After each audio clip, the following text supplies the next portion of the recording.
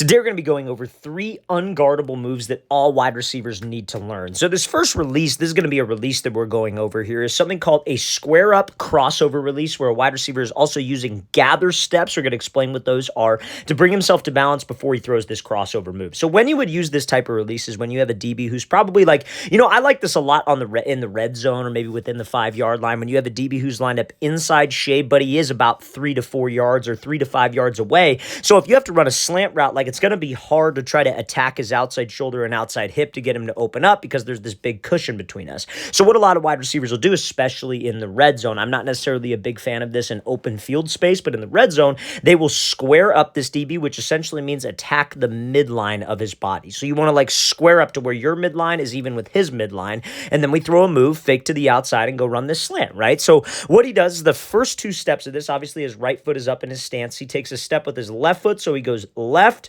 right, and then he takes a series of 3 gather steps. So gather steps are like steps that kind of slow you down, maybe change the tempo and get your feet inside of your body frame on this. So watch his feet. So he goes off the ball, left, right, then he steps left, right, left, and then he throws the crossover where he steps with his right foot hard in the direction he's going first, pushes off of it to sell like he's going back to the outside, and then ultimately running this slant. This works really well on the goal line, you guys, because this is ultimately how you would run like a fade route, especially if you're out of the slot like this. If you have a DB who's lined up, let's say inside shade, 3 to 5 yards off, and you had to run a slot fade, you wouldn't just take off and go run the fade. You would square up this DB, you'd attack him, you give him a move inside, and then go run your fade. So we're trying to make things look the same here. So remember, you come off the ball, it's left, right, and then it's 1, 2, 3 gather steps. Now, on a crossover move, whether you're just doing a regular crossover off the ball or you're adding a crossover into this type of square up release, the first step of your crossover has got to be a very sudden step, and it's not a big step. I think a lot of people, what they'll do on their crossovers, this first step is like very, very wide,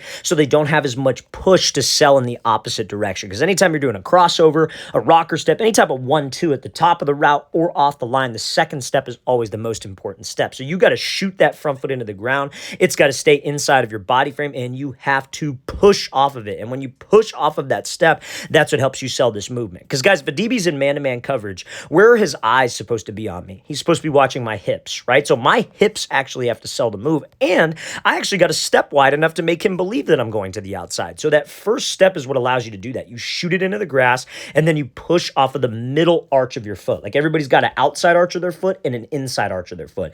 The inside arch of your foot is like connected to your big toe, like that arch right there. That's what you're trying to push off of, and you push off of that into this step, and that'll help you step a little bit further. That'll help you bring your hips, your body with the step, so it's not way outside your frame, so you could have some explosion off of it, but you also sell it. Now, I know that's very, very technical, but any type of crossover move, you guys can benefit from that. Step in the direction you're going first, step down, and then push to sell in the opposite direction. This is a great square up crossover release and a great execution of gather steps by that wide receiver. So now we're going to be taking a look at this route here from Marvin Harrison, and this is a variation of a rocker step, or Marvin Harrison Jr.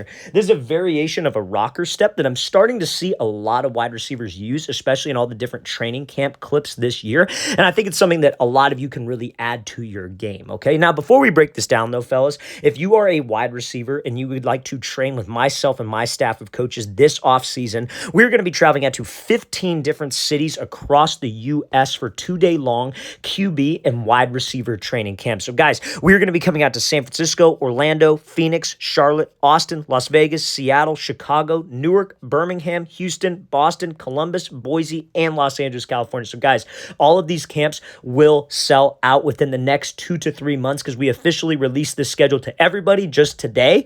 And I've only been really promoting the schedule on YouTube because we wanted to give you guys first access because we appreciate all the support and all the views that you guys are giving us. So, guys, if you want some more information, you want to sign up, check out that very first link in the description below. Again, you could sign up for any one of our dates. They all have available spots, but they will fill up fast. So, guys, very first link in that description below. We'd love to have you out to one of our 2-day-long training camps in any one of these cities. Let's get back to this video. So, like I said, this is a variation of a rocker step, right? So it's almost like adding like a peek back back move to it. I've seen, honestly, like probably 4 or 5 different receivers, not just Marvin Harrison Jr., use this type of move.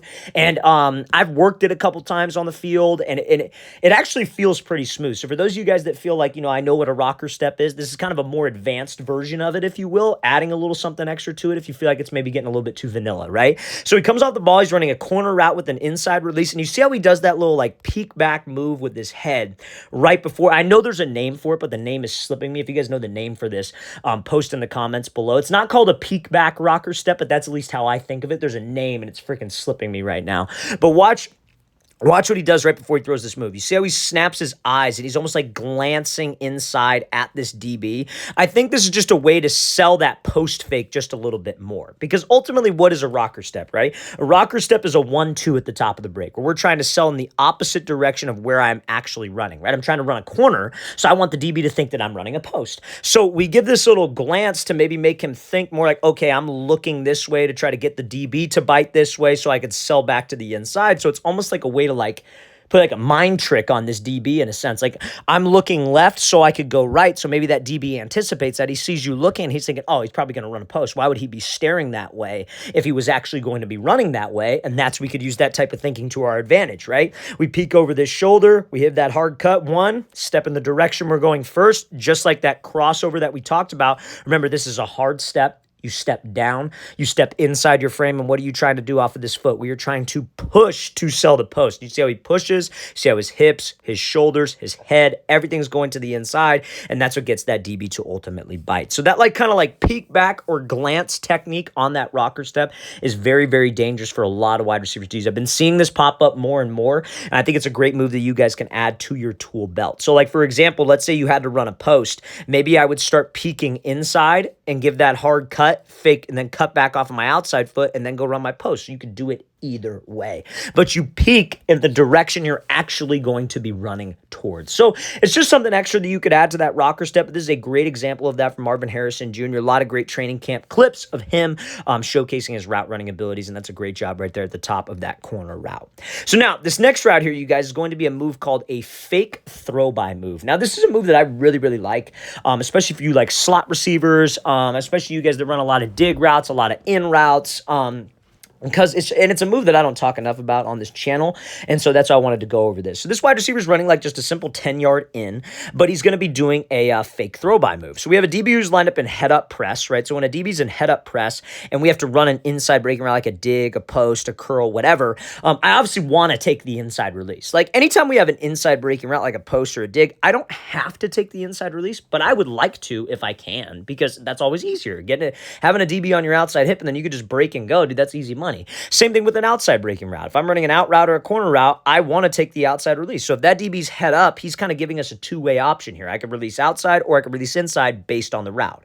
Now, if I had to run an inside breaking route like a dig and he was inside shade press, like let's say he was shaded a little bit more inside, I'm obviously not going to get that inside release. I'm obviously going to have to take the outside release, and that's when I could work to stack, maybe use that rocker step that we were just talking about, or what have you.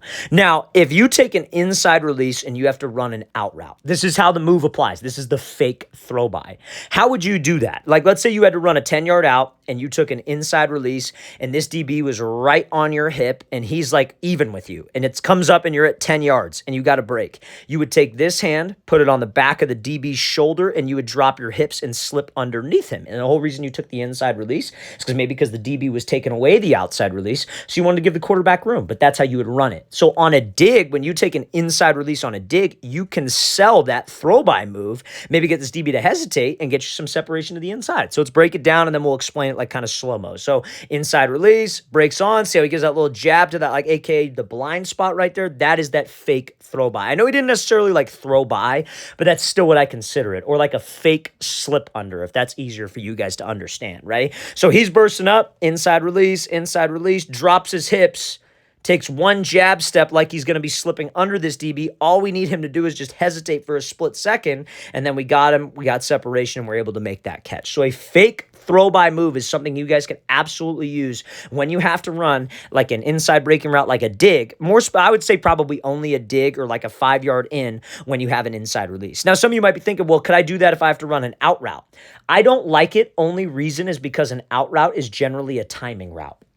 That means that the quarterback, like a dig, you could throw that first window.